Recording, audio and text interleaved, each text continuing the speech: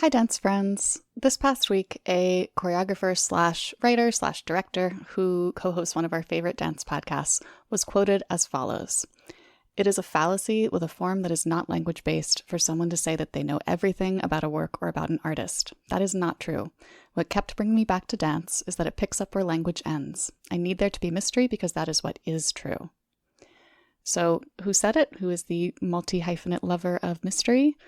The answer at the end of this episode of the Dance Edit podcast.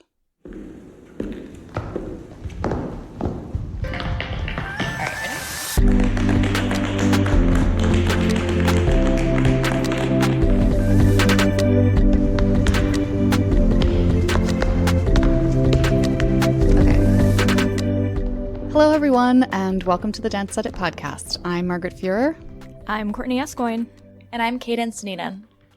We are editors at Dance Magazine and Dance Spirit Magazine, and in today's episode, we'll be sautéing through some of the week's dance headlines, discussing the problems that arise when dance content is offered for free online, celebrating the cult classic film Center Stage's 20th birthday, so major, and hearing from Dutch National Ballet soloist Michaela DePrince about her social disdancing life. This is such a stacked episode.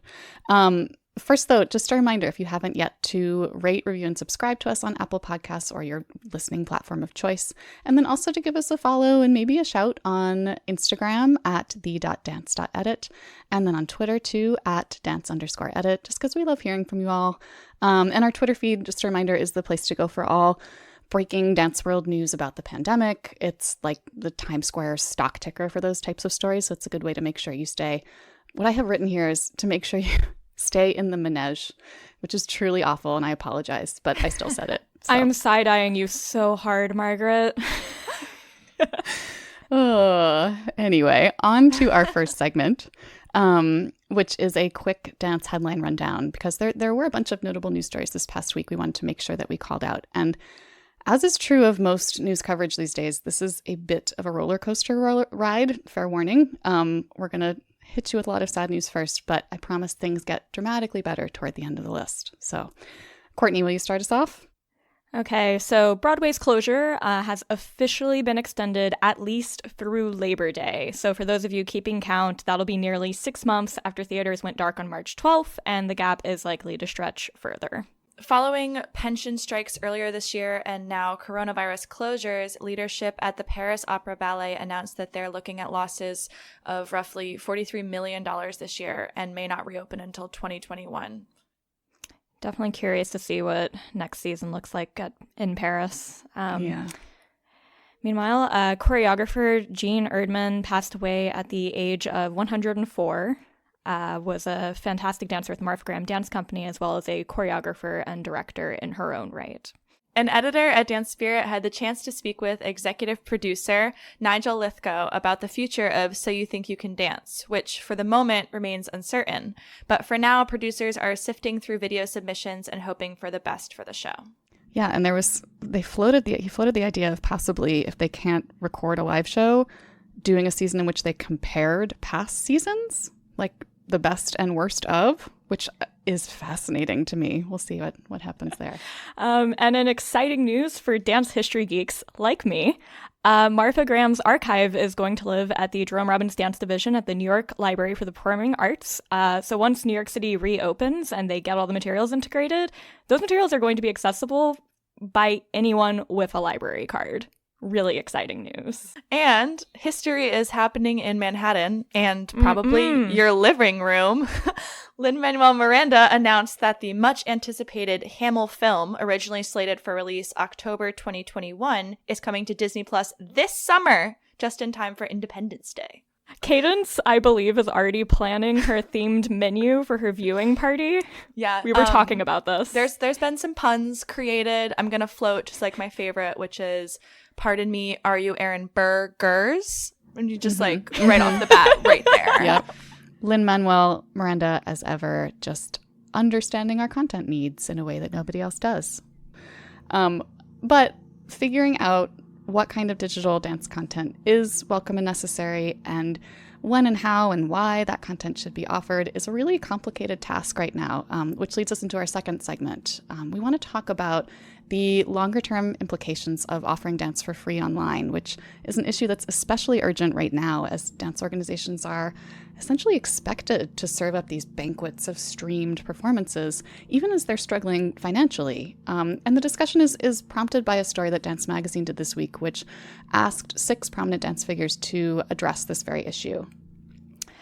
Yeah, so for the story, people like artistic director of Pacific Northwest Ballet, Peter Bowl, New York City Ballet principal, Tyler Peck, director of SMUIN, all these different figures who play very different roles in the dance world were talking about what kind of content is being offered online by companies and by individuals right now. And the question becomes, if we put a performance online for free, financially, is that actually feasible for us? Alternatively, if we make something need to be paid for, is that going to actually result in any revenue? And it's a very complex balancing act that's being considered right now, I think. I think when we first went into lockdown, the thought was, let's put as much as we can online, just get those resources out there as quickly as we can. You know, nobody was anticipating the longevity of this crisis, but now that we are seeing how long it's probably going to last, I think people are starting to think about the ramifications. I thought, Paul Michael Bloodgood from Ballet Austin, he mentioned the online security considerations for posting choreography online. And he was talking about how, YouTube isn't particularly secure, but in my head, I'm wondering, what about screen recording? Any other ways of illegally downloading this content? It's a really interesting question of, how are we protecting these iconic works and making sure that they're being used in the proper forums?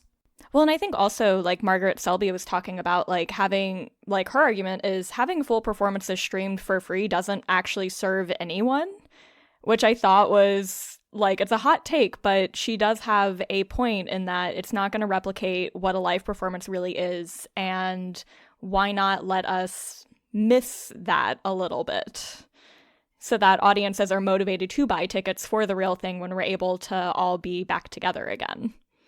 Yeah, that was a point that critic Deborah Levine also made in a thoughtful essay that she wrote for Arts Meme. Would we all be better off if we just kind of let dance go for a while and actually took a minute to mourn it and gave it some space instead of throwing all of this, sometimes less than great digital content up online immediately, especially because initially when we were doing that, like you said, Cadence, it was a stopgap measure. There was no sense that this was the way it would be going forward. But now it increasingly seems like there is an expectation that this might be the way it'll be going forward. Well, and I think it seems like we've said this before, but it feels like in the future, because now there is this expectation of online content, I think that companies are going to have to be thinking about both how do we produce online content as well as live content. And I think our approaches to how we do that should be separate things. Mm-hmm. Integrated, but I think they are two distinctly different ways of presenting dance, and that needs to be acknowledged and developed further. Yeah, and I think that's one of the reasons why the digital pieces that have felt most successful are not just the videos of proscenium performances thrown up online, but things made specifically for this moment. Things made on Zoom feel kind of right now. They are speaking to the moment that we're all living in. And I think a lot of artists had already, like a lot of individual artists had already been doing the work of how do I develop performances specifically using the internet as a tool, as opposed to let me stick something up here after the fact. So there's a separate but related point to be made here too, and choreographer Raja Feather Kelly made it at brilliant length this week in an essay called "Has Anyone Asked Artists What They Need?" We didn't touch on this yet, but one of the reasons that arts institutions have been putting out these streams of content is in the hopes that they will raise some money. I mean, they're almost always bracketed by fundraising calls, and then our inboxes are also full of these fundraising emails. And those calls are always positioned as ways to support artists, but as Raja points out, few of the institutions raising these funds have actually talked to dance artists about what they need right now. So everyone's asking for support, but artists aren't personally feeling that support. Raja even, he narrates his own experience, but then reaches out to fellow artists in his communities and even includes verbatim their text messages, anonymously, of course, but sharing as many different perspectives from artists who are struggling as he possibly can. And it's really just this visceral understanding of what they're all going through, seeing their text messages saying, I'm really struggling. I don't feel like I have any support right now. I don't know if I ever did have any support. It's really emotional and really puts you right into the heads of the people who are experiencing this. The crux of it really has to do with this feeling of, as an independent artist, not having an institution or an organization that you consider home. And I think a lot of what Raja talks about in this piece is reflective of what our current funding model for dance is pre-COVID, which is that there are large established organizations and institutions that get the lion's share of funding, and then that trickles down via commissions and granting programs for individual artists, but never minding that more and more dance artists have come to exist outside of singular organizations over the last couple of decades. So like it has with so many other issues, the pandemic's thrown this existing issue into sharper relief. Independent dance artists hustle just to get by because the current system only supports a fraction of them. And I think one moment that really, in this piece, just broke my heart was these dance artists who are already struggling getting emails from those institutions asking them for donations, asking them even to share their own work for free. And it's just they're asking for them to share their choreography, them to share their time, go on podcasts, give their emotional energy to talking about their experiences, all for free. And it just must be so incredibly difficult to be fielding those requests while you're already struggling. I feel like the takeaway from every conversation we've been having about coronavirus-related stories is the pandemic is throwing into sharper relief problems that were already inherent in the way the arts world works right now. I guess for this one, let's all keep talking not just at each other, but with each other, so we can incorporate a real diversity of perspectives into critical efforts like relief initiatives and performance planning and determining what the new norms for digital content should be. Let's get as many voices as possible in those conversations. As Raja put it, each choice we make today designs our world for tomorrow. Couldn't have said it better. There you go. Okay. Are you ready? No, absolutely not. What are you saying? Born ready. So next up is a segment that just sparks so much joy for all of us. I think we've been waiting for it since we launched the podcast. It's since been on I was calendar. Born, potentially, if I'm going to be honest with you. Was there a time before Center Stage? I don't remember it. Well, I'm old, so I do. But we're going to have now a little Throwback Thursday discussion about Center Stage, which celebrated its 20th birthday on Tuesday. And Lydia, who was supposed to be off this week, is going to join us now because we all wanted in on this one. Hi, Lydia. Whoa, where'd you come from? Did you ride it on a motorcycle? Is that what you just did? Yes, I absolutely did. I am so glad you saw my wonderful entrance. It's Ethan would be proud. So recently, just for a little context here, there are two big oral history style stories that came out getting into the making of the film. So we at Dance Spirit did one talking to the dance stars specifically, and then the good folks at Vulture did a more mainstream piece that included some of the non-dancers from the production. And oh man, they're just full of gems. They absolutely are. So where do we even begin? The fact that it was directed by someone who really appreciated dance came through. Nick Heitner, they mentioned in both stories, was really supportive of ballet. And also, at the time, there were a lot of teen movies, but this one stood out for so many reasons. But one thing I liked about it was it really depicted young people who are just striving toward this common goal, and they're figuring out the messiness of life and ambition and art. And those are universal themes. I also want to talk about some of the reveals we got in these stories. Let's So talk about many. the casting process for Charlie. The fact that, it was written for Angel Correa, and I cannot deal with that. He was my first dance crush, and I just can't, guys. I can't. So so just again, a little context. It sounds like the role of Charlie was originally imagined as perhaps Carlos, and they talked to Angel Correa about doing it. They also talked to Joaquin de Luz about potentially doing it.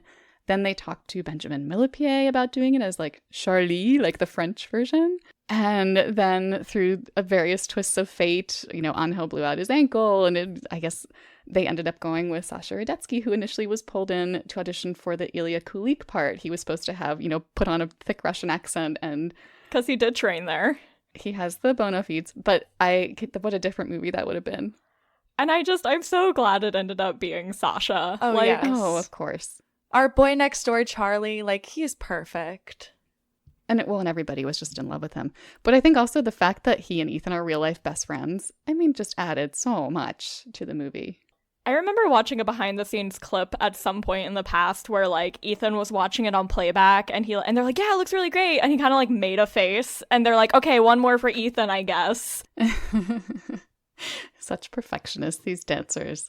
But also, let's talk about the one-upsmanship scene between Ethan and Sasha. So they actually filmed the finale first. And Susan Stroman just asked Sasha to do something impressive. Just do, something cool. Throw it in. He was like, okay, I'll do a double tour and a single pirouette and another double tour, and that'll be great.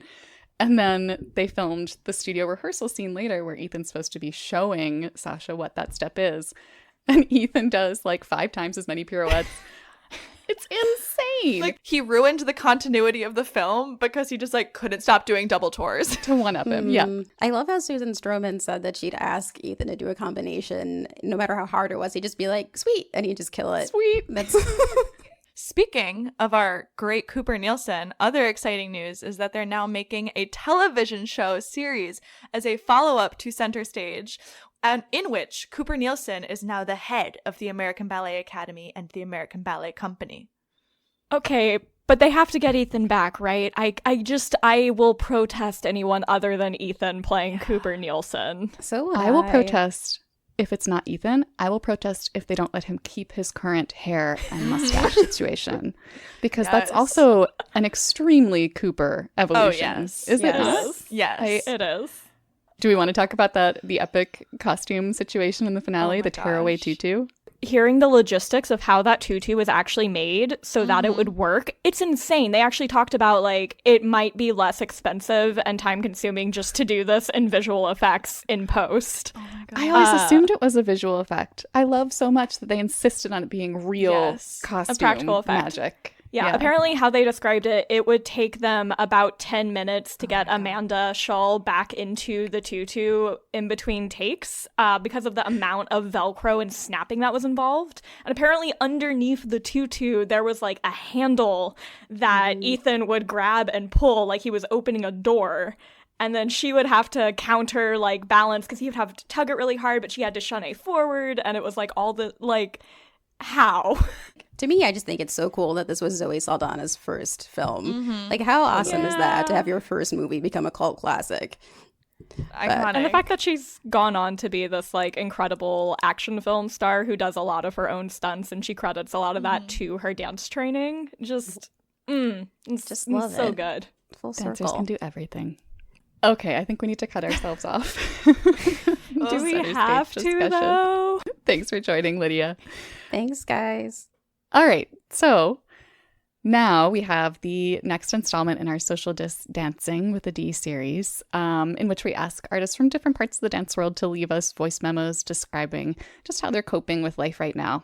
So this week we have the extraordinary Michaela DePrince, who is a soloist with Dutch National Ballet, and she's been social distancing in Amsterdam. So here she is. Hey guys, Michaela DePrince here. I know this has been probably just as tough on you as it has been on me. This whole situation of uncertainty and not knowing when or what your future really holds, especially if you're a student trying to get into a company or a company dancer trying to go for another company. I'm sure you guys are doing this. I'm trying to do this as well, is trying to stay in shape, trying to be as fit as possible.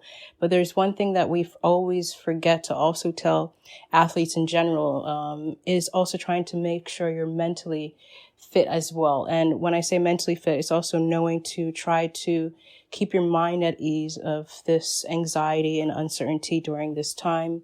What helps me a lot is meditating, or talking to other people who might be feeling the same way, as well reaching out to anybody who's willing to listen, whether it's friends maybe that you haven't talked to in a long time. This is a great opportunity to reach out to them, see how they're doing, and let them see how you're doing and how you can help each other.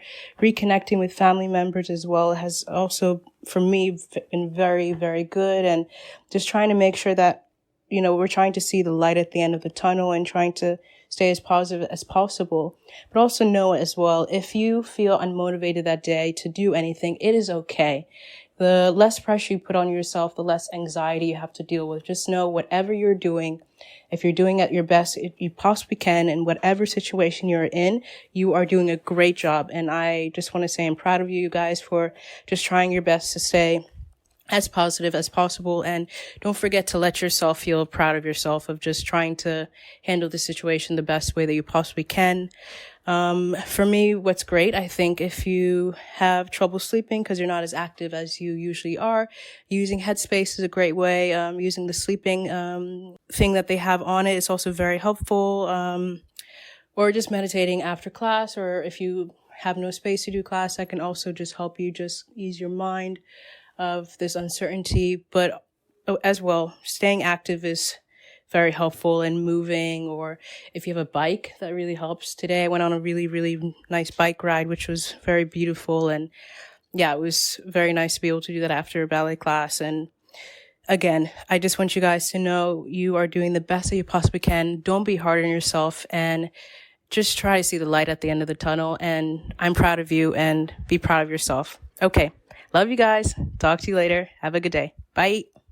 I mean, honestly, I think I just need to have the clip of Michaela saying, "I'm proud of you," just in my back pocket for rainy days. I mean, thank you so much, Michaela, just for there's so much empathy and solid practical advice in there. So if you are not already, please follow Michaela on Instagram at Michaela DePrince. You can keep up with all of her projects. Before we sign off, here is the answer to our quote quiz from the top of the episode. So this past week, a dance and theater polymath who co-hosts a truly great dance podcast was quoted as follows: "It is a fallacy with a form that is not language-based for someone to say they know everything about a work or about an artist. That is not true. What kept bringing me back to dance is that it picks up where language ends. I need there to be mystery because that is what is true." So, who said it? Jack Ferver. The one and only, who hosts the What's Going On with Dance and Stuff podcast with the equally wonderful Reed Bartlemy. Yeah, this came up in a New York Times article about the pair of them, the podcast they make, and I have to say, runner-up quote from Reed: "I would literally be bored to death if we were just talking about dance." I mean, there is a reason and stuff is in the name, I suppose, right? The and stuff is some of the best stuff. Yeah, as the writer Gia Corliss says, their podcast is hilarious, but it's also kind of soul-soothing. They're just completely and utterly themselves. I feel like for my personal mental health right now, I just need to make a nest in my bed and listen to With Dance and Stuff and read center stage stories all day. Yes, that's correct. That's about where I'm at. That is self-care that I endorse. Well, thank you everyone for joining us. We will be back next week for more discussion of all the news that's moving the dance world. And in the meantime, please don't forget to sign up for the daily Dance Edit email newsletter at thedanceedit.com. Keep dancing, everyone. Bye.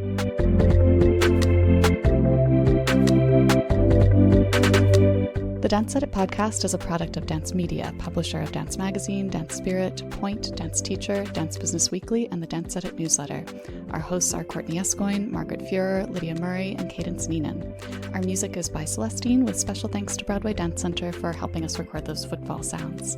Find out more about the Dance Edit and subscribe to our daily newsletter at thedanceedit.com.